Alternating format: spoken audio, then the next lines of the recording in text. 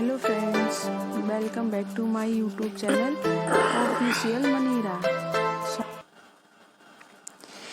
एक पीढ़ी का पाखंड अगली पीढ़ी की परंपरा बन जाती है।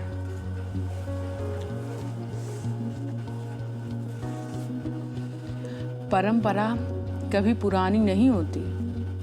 ये अपने आप को समय के अनुसार बदलने की क्षमता रखती है, क्योंकि इसका निर्माण उस समय के देश काल की परिस्थितियों के अनुसार किया जाता है। परंतु आज के समय में पुरानी परंपराओं को बदलने पर घोर विरोध का सामना होता है। जो परंपराएं आज के समय उचित नहीं लगती, जबकि परंपराओं को भी समय के साथ बदलने की ज़रूरत होती है।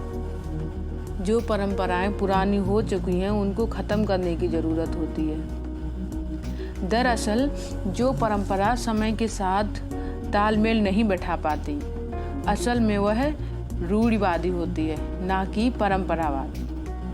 परंतु लोग आज भी ऐसी परंपराओं को फॉलो करते आ रहे हैं जिनका आज के समय से कोई लेना देना ही नहीं है, खासकर महिलाओं व लड़कियों के बारे में।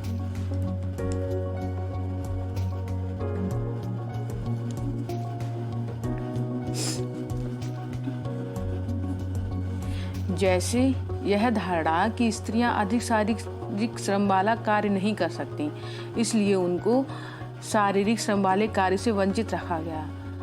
लड़कियां और महिलाएं तकनीकी कार्य करने में सक्षम नहीं हैं, इसलिए उनको तकनीकी कार्य करने ही नहीं दिया गया। लड़कियों के जीवन का मुख्य लक्ष्य शादी कर घर परिवार संभालना है। इसका परिणाम यह होता है कि अधिकांश परिवारों में स्कूल शिक्षा पूरी हो जाने के बाद लड़कियों को जॉब करने से रोका जाता है। कुछ परंपराएं जो उस समय किसी और उद्देश्य से बनाई गई थीं और सही भी थीं, परंतु आज परिस्थितियां बदल गई हैं, समय बदल गया, परंपराएं आज भी वही हैं। जैसे दहेज देने की परंपरा, पीरियड्स में मंदिर रसोई में ना जाने देना, और भी कुछ अनावश्यक रीतियां जो अभी भी चलती आ रही हैं। एक पुरानी प्रथा के रूप में दहेज भारत में सदियों से चलता आ रहा है, और इसके तहत लड़की के परिवार द्वारा नकद या वस्तुओं के रूप में यह लड़के के परिवार को लड़की के साथ दिया जाता है। पूर्व के समय में लोग शादी के समय जो भी सामान देते थे, यह सब वह अपनी इच्छा अनुसार देते थे, कोई अनिवार्यता नहीं थी, और उपहार स्वरूप देते थे। परंतु दहेज की अनिवार्यता हो गई समय के साथ, जिसकी वजह से लड़की को बहुत सी समस्याओं का सामना करना पड़ता है। यहाँ तक कि प्रताड़ित होने के कारण आत्महत्या करने को मजबूर हो जाती हैं, जबकि दहेज पहले उपहार स्वरूप दिया जाता था, जिसकी कोई अनिवार्यता नहीं थी। परंतु धीरे धीरे ये परंपरा बन गई जो आज रूढ़िवादिता का रूप ले ली है। मासिक चक्र महिलाओं को मिली एक ऐसी शक्ति है जो प्रकृति के समान ही उन्हें दुनिया को आगे बढ़ाने की योग्यता देती है। फिर जिस प्रक्रिया का दुनिया को आगे बढ़ाने में अहम योगदान हो, वह अपवित्र कैसे हो सकती है।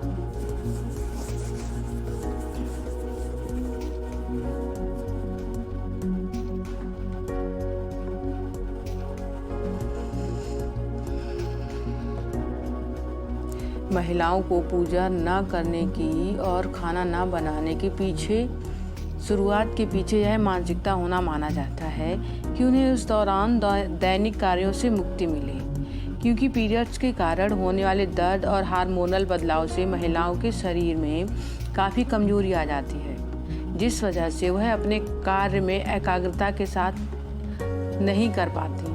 ना कि इस वजह से कि मंदिर जाने से या रसोई में खाना बनाने से मंदिर और खाना अपवित्र हो जाएगा, बल्कि इस वजह से कि उन्हें थोड़ा आराम मिल सके, अपने मन को एकाग्र रख सकें।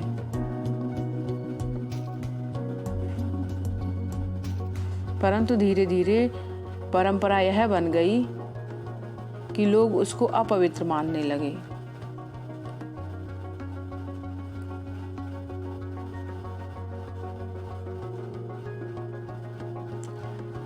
परंतु आज यह रूढ़ी परंपरा हो गई है। लोग मानने लगे कि अगर इस समय मंदिर गए तो कुछ अशुभ हो जाएगा या खाना छुआ तो खाना खराब हो जाएगा।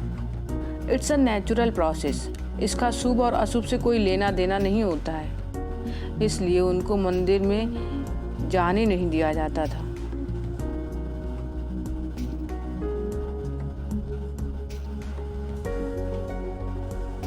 जबकि ये तो एक प्राकृतिक प्रक्रिया है।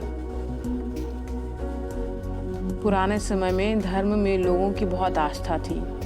यही वजह है कि शिक्षा से जुड़ी ज़्यादातर चीज़ों को धर्म से जोड़ दिया जाता रहा ताकि लोग उसको मानते रहें। यहाँ तक कि महिलाएं इन कपड़ों को सुखाते भी साड़ी और दुपट्टे के नीचे हैं ताकि उन पर किसी की नज़र ना पड़े, जबकि कपड़ों को सीधे धूप में सुखाना चाहिए ताकि होने वाले संक्रमण से बचा जा सके, होने वाली बीमारियों से दूर रहा जा सके। परंतु लोगों ने उस चीज़ को गलत तरह से प्रयोग किया और आज एक रूढ़िवादी परंपरा बन गई। बस कहने वाले को तो यह कह दिया जाता है कि आज की नारी पढ़ी लिखी है, आधुनिक है, कंधे से कंधा मिलाकर चल रही है। पर आपको क्या ऐसा लगता है कि आज भी औरतों पर बहुत तरह की बंदिशें हैं? उन्हें आज भी अगर वह सिंदूर, बिंदी, मंगलसूत्र ना पहने तो समाज के या घर वाले ताने सुनने को मिलते हैं।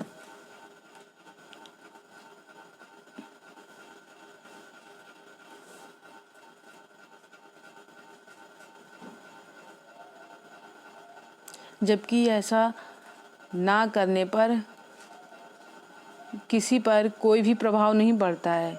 करें तो अच्छा है, नहीं करें तो भी ठीक है। ये उन पर निर्भर होना चाहिए कि उन्हें करना है कि नहीं।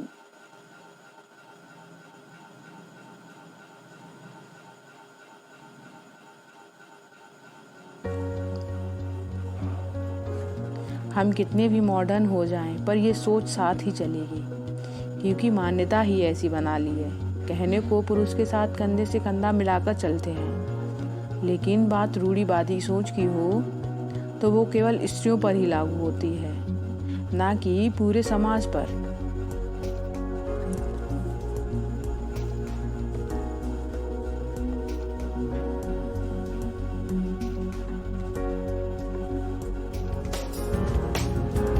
Please like, comment and subscribe.